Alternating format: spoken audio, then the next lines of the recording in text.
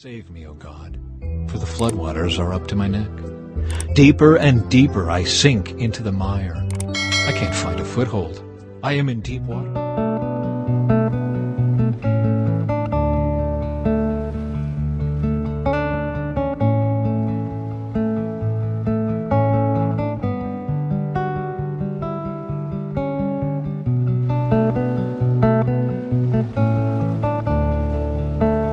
Save me, O God, for the floodwaters are up to my neck. Deeper and deeper I sink into the mire. I can't find a foothold. I am in deep water, and the floods overwhelm me. I am exhausted from crying for help. My throat is parched. My eyes are swollen with weeping, waiting for my God to help me. Those who hate me without cause outnumber the hairs on my head. Many enemies try to destroy me with lies, demanding that I give back what I didn't steal. Oh God, you know how foolish I am. My sins cannot be hidden from you. Don't let those who trust in you be ashamed because of me. O sovereign Lord of heaven's armies, don't let me cause them to be humiliated, O God of Israel. For I endure insults for your sake. Humiliation is written all over my face. Even my own brothers pretend they don't know me. They treat me like a stranger. Passion for your house has consumed me, and the insults of those who insult you have fallen on me. When I weep and fast, they scoff at me. When I dress in burlap to show sorrow, they make fun of me.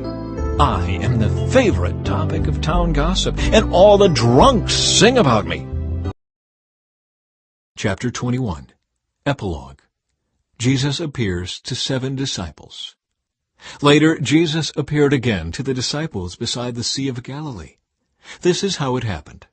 Several of the disciples were there: Simon Peter, Thomas, nicknamed the Twin, Nathanael from Cana in Galilee, the sons of Zebedee, and 2 other disciples. Simon Peter said, "I'm going fishing." "We'll come too," they all said. So they went out in the boat, but they caught nothing all night. At dawn, Jesus was standing on the beach, but the disciples couldn't see who he was. He called out, "Fellows, have you caught any fish?" "No," they replied. Then he said, "Throw out your net on the right-hand side of the boat, and you'll get some." So they did, and they couldn't haul in the net because there were so many fish in it. Then the disciple Jesus loved said to Peter, "It's the Lord." When Simon Peter heard that it was the Lord, he put on his tunic, for he had stripped for work, jumped into the water, and headed to shore. The others stayed with the boat and pulled the loaded net to the shore, for they were only about 100 yards from shore. When they got there, they found breakfast waiting for them, fish cooking over a charcoal fire, and some bread. "Bring some of the fish you've just caught," Jesus said. So Simon Peter went aboard and dragged the net to the shore. There were 153 large fish, and yet the net hadn't torn. "Now come and have some breakfast," Jesus said. None of the disciples dared to ask him, "Who are you?" They knew it was the Lord. Then Jesus served them the bread and the fish. This was the 3rd time Jesus had appeared to his disciples since he had been raised from the dead. After breakfast, Jesus asked Simon Peter, "Simon, son of John, do you love me more than these?" "Yes, Lord," Peter replied. "You know I love you." "Then feed my lambs," Jesus told him. Jesus repeated the question, "Simon, son of John, do you love me?" "Yes, Lord," Peter said. "You know I love you." "Then take care of my sheep," Jesus said. A 3rd time he asked him, "Simon, son of John, do you love me?" Peter was hurt that Jesus asked the question a 3rd time. He said, "Lord, you know everything. You know that I love you." Jesus said, "Then feed my sheep. I tell you the truth. When you were young, you were able to do as you liked. You dressed yourself and went wherever you wanted to go. But when you are old, you will stretch out your hands, and others will dress you and take you where you don't want to go." Jesus said this to let him know by what kind of death he would glorify God. Then Jesus told him, "Follow me." Peter turned around and saw behind them the disciple Jesus loved, the one who had leaned over to Jesus during supper and asked, "Lord, who will betray you?" Peter asked Jesus, "What about him, Lord?" Jesus replied, "If I want him to remain alive until I return, what is that to you? As for you, follow me." So the rumor spread among the community of believers that this disciple wouldn't die.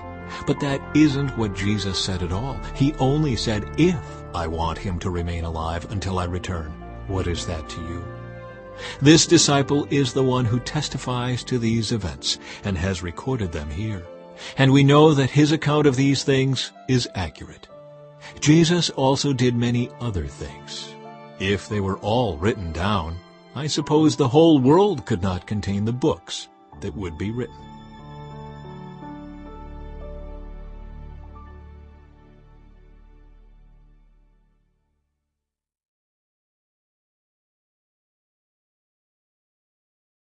But Abner, son of Ner, the commander of Saul's army, had already gone to Mahanaim with Saul's son Ishbosheth. There he proclaimed Ishbosheth king over Gilead, Jezreel, Ephraim, Benjamin, the land of the Asherites, and all the rest of Israel. Ishbosheth, Saul's son, was 40 years old when he became king, and he ruled from Mahanaim for 2 years. Meanwhile, the people of Judah remained loyal to David. David made Hebron his capital, and he ruled as king of Judah for 7.5 years. War between Israel and Judah. One day Abner led Ishbosheth's troops from Mahanaim to Gibeon. About the same time, Joab, son of Zeruiah, led David's troops out and met them at the pool of Gibeon. The two groups sat down there facing each other from opposite sides of the pool. Then Abner suggested to Joab, "Let's have a few of our warriors fight hand-to-hand here in front of us." "All right," Joab agreed. So 12 men were chosen to fight from each side, 12 men of Benjamin representing Ishbosheth, son of Saul, and 12 representing David.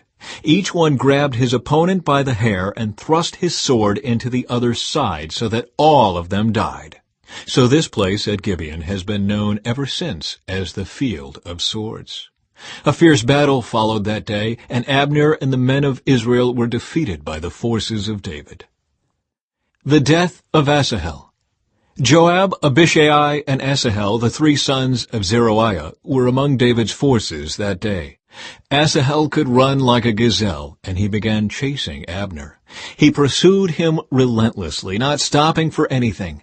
When Abner looked back and saw him coming, he called out, "Is that you, Asahel?" "Yes, it is," he replied. "Go fight someone else," Abner warned. "Take on one of the younger men and strip him of his weapons." But Asahel kept right on chasing Abner. Again Abner shouted to him, "Get away from here! I don't want to kill you! How could I ever face your brother Joab again?" But Asahel refused to turn back. So Abner thrust the butt end of his spear through Asahel's stomach, and the spear came out through his back. He stumbled to the ground and died there. And everyone who came by that spot stopped and stood still when they saw Asahel lying there. When Joab and Abishai found out what had happened, they set out after Abner. The sun was just going down as they arrived at the hill of Ammah near Giah, along the road to the wilderness of Gibeon. Abner's troops from the tribe of Benjamin regrouped there at the top of the hill to take a stand.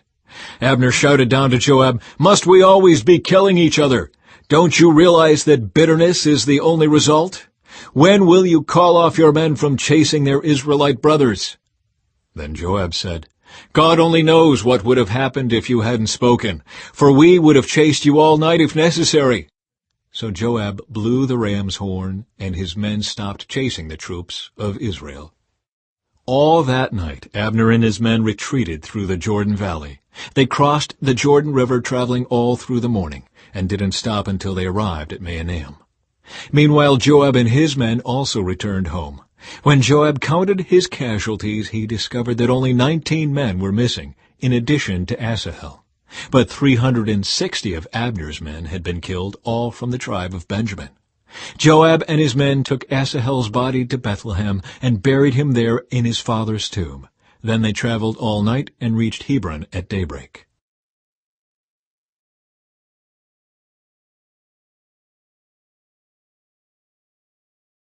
That was the beginning of a long war between those who were loyal to Saul and those loyal to David.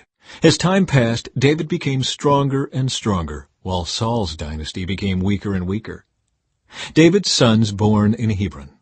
These are the sons who were born to David in Hebron. The oldest was Amnon, whose mother was Ahinoam from Jezreel.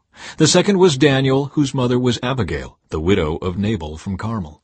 The third was Absalom, whose mother was Maacah, the daughter of Talmai, king of Geshur. The fourth was Adonijah, whose mother was Haggith. The fifth was Shephatiah, whose mother was Abital. The sixth was Ithream, whose mother was Eglah, David's wife. These sons were all born to David in Hebron. Abner joins forces with David. As the war between the house of Saul and the house of David went on, Abner became a powerful leader among those loyal to Saul. One day, Ishbosheth, Saul's son, accused Abner of sleeping with one of his father's concubines, a woman named Rizpah, daughter of Aiah. Abner was furious. "Am I some Judean dog to be kicked around like this?" he shouted. "After all I have done for your father Saul and his family and friends by not handing you over to David, is this my reward, that you find fault with me about this woman? May God strike me and even kill me if I don't do everything I can to help David get what the Lord has promised him. I'm going to take Saul's kingdom and give it to David. I will establish the throne of David over Israel as well as Judah, all the way from Dan in the north to Beersheba in the south." Ishbosheth didn't dare say another word because he was afraid of what Abner might do. Then Abner sent messengers to David saying, "Doesn't the entire land belong to you? Make a solemn pact with me, and I will help turn over all of Israel to you." "All right," David replied, "but I will not negotiate with you unless you bring back my wife Michal, Saul's daughter, when you come." David then sent this message to Ishbosheth, Saul's son.